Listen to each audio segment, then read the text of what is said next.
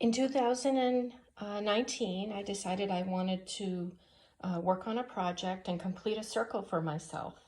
I have a doll that it was made by Izannah Walker, and I love the doll, but it's a very worn doll.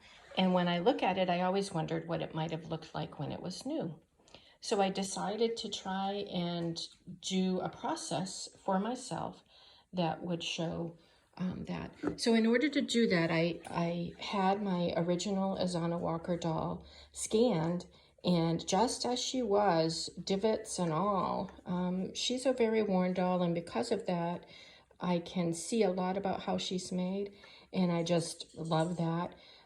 What was interesting to me in getting her scanned, because you're seeing it in one color, you don't, you get more of a sense of the solid form.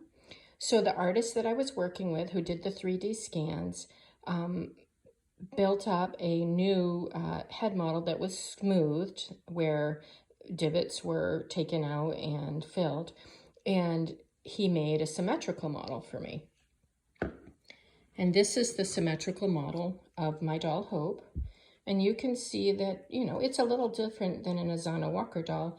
It's not an exact reproduction. This is an homage doll. But I found that interesting. The process is very interesting.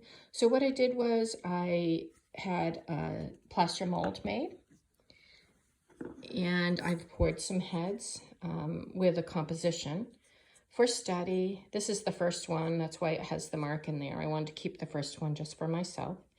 And I've been working, maybe I've made 6 of these so far. I've been working for about a year. And you can see here is one where I've done some underdrawing. And what will be interesting for me is to be able to paint these differently. And it'll be a fun circle project for me. I've been studying Izannah Walker dolls since 2006. I've traveled to see them and take pictures, and I've shared them on the Izannah Walker Chronicles for other doll makers and artists to study. And so this has been a fun circle for me. In the meantime, what I've also been doing is fine-tuning a pattern. This is not the pattern that is my original pattern that you can purchase. This is an exact copy of Hope's body. That's my doll's name. And so I am trying to get the nuances of the shapes. And you can see I write notes to myself on each iteration of it. Right now I've been working on feet and hands. So anyway, I'm going to be calling this project Hope Revealed, because I think in these times we all need a little more hope to be revealed.